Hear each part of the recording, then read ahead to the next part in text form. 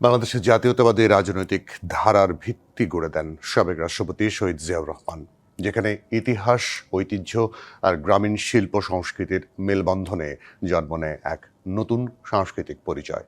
সেই ধারার উত্তরাধিকার নিয়েই 1991 সালে দেশের প্রথম নারী প্রধানমন্ত্রী হন বেগম খালেদা জিয়া। রাজনৈতিক স্থিতি, গণতন্ত্র এবং মত প্রকাশের বিস্তৃত পরিসর প্রতিষ্ঠা করেন তিনি। শিল্পী, লেখক, নাট্যকর্মী সহ সব সাংস্কৃতিক শক্তিকে দেন বিকশিত হওয়া এবং এগিয়ে যাবার প্রেরণা। বিশেষ করে চলচ্চিত্রের সুদিন ফেরাতে বেগম খালেদা জিয়ার অবদান ছিল অপরিসীম। তিনি বাংলাদেশের প্রথম নারী প্রধানমন্ত্রী, একই সাথে বেনজির ভুট্টোর পর মুসলিম বিশ্বের দ্বিতীয় মহিলা প্রধানমন্ত্রীও।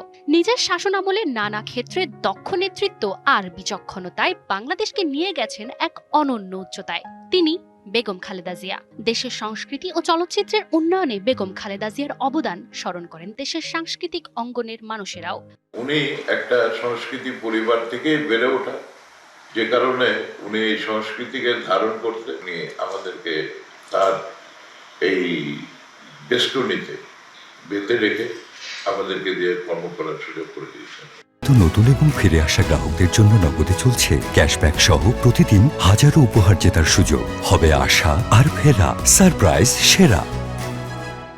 বাঙালি সংস্কৃতি ও জাতীয়তাবাদের ঐতিহ্যকে সমুন্নত রাখতে সাবেক রাষ্ট্রপতি জিয়াউর রহমানের হাতে গড়া সংগঠন বাংলাদেশ জাতীয়তাবাদী সামাজিক ও সাংস্কৃতিক সংস্থা জাসাস কর্মীদের বড় অনুপ্রেরণার নাম বেগম খালেদা জিয়া। প্রথম যিনি জাসাসের আহ্বায়ক ছিলেন লোকমান ফকির, তিনি বেগম খালেদা জিয়াকে অনুরোধ করলেন যে এটা একটা সামাজিক সাংস্কৃতিক সংগঠন, আপনি আসেন, এখানে রাজনীতি কথাবার্তা নাই বলুন। সেখান থেকে তার রাজনীতি জীবন শুরু হয়।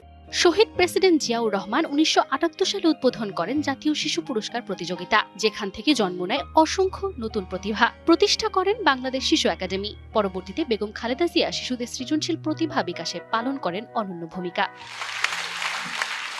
বাংলাদেশ টেলিভিশনের আলোড়ন সৃষ্টিকারী অনুষ্ঠান নতুন কুড়ি নিয়েও বেশ আগ্রহী ছিলেন সাবেক এই প্রধানমন্ত্রী।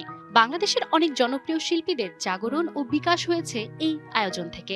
নতুন কুড়ির ছোট্ট বন্ধুরা, আমাদের এই দেশটাকেও আরো সুন্দর করে গড়ে তুলতে হবে, সে ব্যাপারে তোমাদের ওপর আমার অনেক আশা। সঙ্গীতের প্রতিও বেগম খালেদা জিয়ার ছিল বিশেষ ভালোবাসা। দেশের সংস্কৃতিতে বেগম খালেদা জিয়ার অবদান তরুণ প্রজন্মের শিল্পীদেরও করে উদ্বুদ্ধ।